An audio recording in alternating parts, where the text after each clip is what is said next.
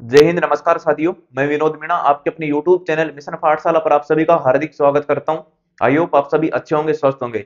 साथियों, आज अपनी आपदा प्रबंधन वाली क्लास नंबर 4 है। इसमें आज हम पढ़ने वाले हैं राष्ट्रीय नीति और योजना आपदा प्रबंधन से संबंधित। तो अंत तक इस क्लास में बने रहना, क्योंकि इसमें 101% एक क्वेश्चन आपके एग्जाम में प्रत्येक शिफ्ट में छपने वाला है। और अपने सभी साथियों तक इस क्लास को शेयर कर देना ताकि उनका भी भला हो सके। आज हम पढ़ने वाले हैं क्या? राष्ट्रीय नीति और योजना। ठीक है। सबसे पहले राष्ट्रीय आपदा प्रबंधन प्राधिकरण NDMA, national disaster management of authority, इसका गठन आपदा प्रबंधन अधिनियम 2005 के तहत। कौन से अधिनियम के तहत? आपदा प्रबंधन का अधिनियम है 2005 के तहत 23 दिसंबर 2005 को हुआ। कब हुआ? 23 दिसंबर 2005 को। ये डेट आपको याद रखनी है, जिसमें प्रधानमंत्री इसका अध्यक्ष होता है और 9 अन्य सदस्य होते हैं। प्रधानमंत्री क्या होता है? इसका अध्यक्ष, और 9 अन्य सदस्य होते हैं, सदस्य होंगे। इसके 3 स्तर होते हैं। किसके? राष्ट्रीय आपदा प्रबंधन प्राधिकरण के। राष्ट्रीय, राज्य और जिला। जैसे जिला में कौन हो गया? डीडीएमए। स्टेट में कौन सा हो गया? एसडीएमए। और राष्ट्र में कौन सा हो गया? एनडीएमए। ओके, ये आपको ध्यान रखना है। यदि क्वेश्चन आ जाए कि इसका राष्ट्रीय आपदा प्रबंधन प्राधिकरण का अध्यक्ष कौन होता है, तो प्रधानमंत्री होता है। वर्तमान में पूछे यानी कि 2025 में कौन है, तो प्रधानमंत्री कौन है? श्री नरेंद्र मोदी जी। और इसमें अन्य 9 अन्य सदस्य होते हैं, और इन्हीं सदस्यों में से एक को इसका उपाध्यक्ष बनाया जाता है। जो 9 सदस्य होते हैं उन्हीं में से एक को उपाध्यक्ष बनाया जाता है। यह आपको ध्यान रखना है। ठीक है। क्वेश्चन ये भी आ सकता है कि आपदा प्रबंधन अधिनियम कब का है, तो ये कब का है? 2005 का। कैसे भी क्वेश्चन बन सकता है, लेकिन इन्हीं में से बनने वाला है। एक एक लाइन को आपको ध्यान से देखना है। ठीक है। नंबर 2 बात, आपदा प्रबंधन राष्ट्रीय नीति क्या है? आपदा प्रबंधन राष्ट्रीय नीति। ये नीति कब की है? 2009 की। ओके। ये क्वेश्चन बनने की पूरी पूरी संभावना है। राष्ट्रीय प्रबंधन, आपदा प्रबंधन राष्ट्रीय नीति, यह आपदाओं से निपटने हेतु रूपरेखा तैयार करती है। ये इसका क्या है? कार्य। राष्ट्रीय आपदा प्रबंधन नीति का आपदाओं से निपटने की रूपरेखा तैयार करती है। नंबर 3, राष्ट्रीय कार्यकारिणी समिति। राष्ट्रीय कार्यकारी समिति जिसको बोला जाता है एसईसी, इसकी स्थापना आपदा प्रबंधन अधिनियम, जो ये अधिनियम था 2005 का, जो राष्ट्रीय आपदा प्रबंधन अधिनियम है वो कब का है? 2005 का। उसी के तहत, उसकी धारा 8 के तहत हुई है, जिसका पदेन अध्यक्ष कौन होता है? गृह सचिव। ये भी आपको ध्यान रखना है कि जो राष्ट्रीय कार्यकारी समिति होता है उसका अध्यक्ष कौन होता है? गृह सचिव होता है। ठीक है, आया समझ में? नेक्स्ट चलते हैं। राष्ट्रीय आपदा प्रबंधन योजना एनडीएमपी, राष्ट्रीय आपदा प्रबंधन योजना, नेशनल डिजास्टर मैनेजमेंट प्रोजेक्ट, प्रधानमंत्री नरेंद्र मोदी ने 1 जून 2016 को जारी की। क्या? राष्ट्रीय आपदा प्रबंधन योजना कब जारी की? प्रधानमंत्री नरेंद्र मोदी ने 1 जून 2016 को जारी की। ये डेट भी आपको ध्यान रखनी है। आगे चलते हैं। राष्ट्रीय आपदा प्रबंधन प्राधिकरण, state disaster management of authority, इसका गठन आपदा प्रबंधन अधिनियम 2005, यानी कि एक ही जो यह अधिनियम है आपदा प्रबंधन का 2005 वाला, इसी के तहत जो भी गठन हुए हैं वो इसी के तहत हुए हैं। ठीक है।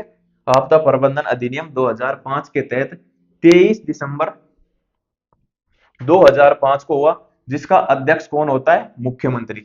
अब एक बात आपको ध्यान में रखनी है कि जो राष्ट्रीय आपदा प्रबंधन होता है, प्राधिकरण होता है, उसका अध्यक्ष कौन होता है? प्रधानमंत्री। और जो एसडीएमए होता है, state disaster management of authority, इसका कौन होता है? मुख्यमंत्री अध्यक्ष होता है। ठीक है, ये आपको ध्यान में रखना है। फिर नंबर 6 पर बात आती है जिला आपदा प्रबंधन प्राधिकरण, जिसको बोलते हैं DDMA, district disaster management of authority, आपदा प्रबंधन अधिनियम 2005।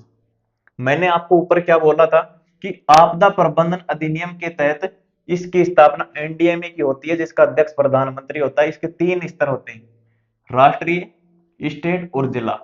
तो बात आ गई ना, जो एसडीएमए उसका भी गठन इसी के तहत हुआ, जो डीडीएमए है इसका गठन भी इसी के तहत हुआ, आपदा प्रबंधन अधिनियम 2005 के तहत।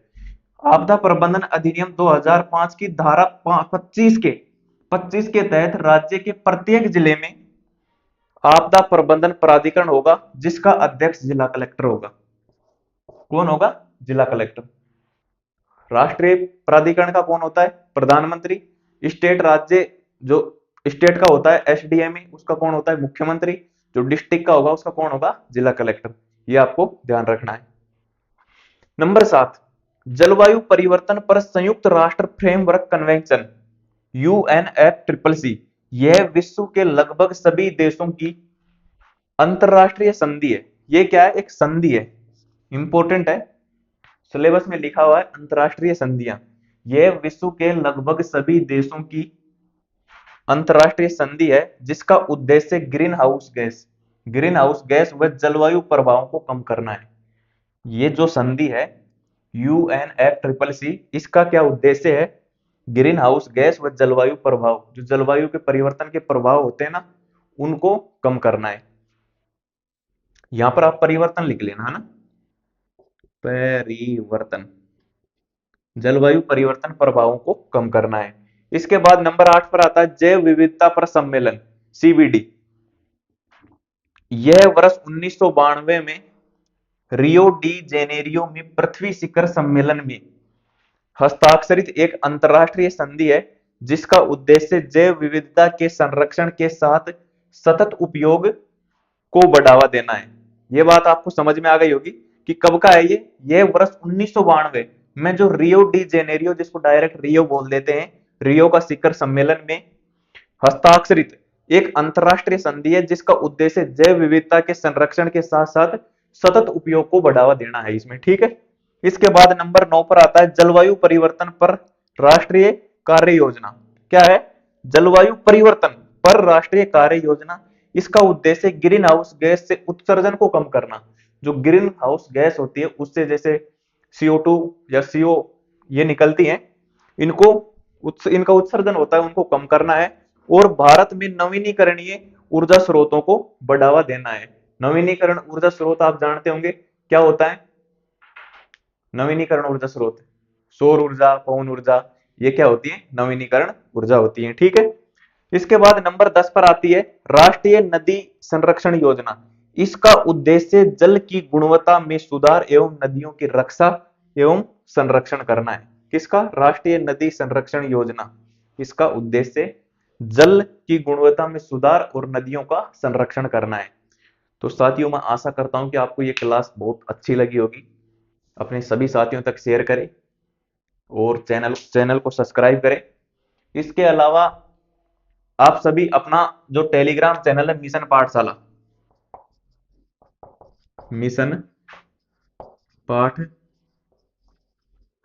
उसको भी आप ज्वाइन कर ले। वहां पर आपको नोट्स क्विज देखने को मिलेंगे।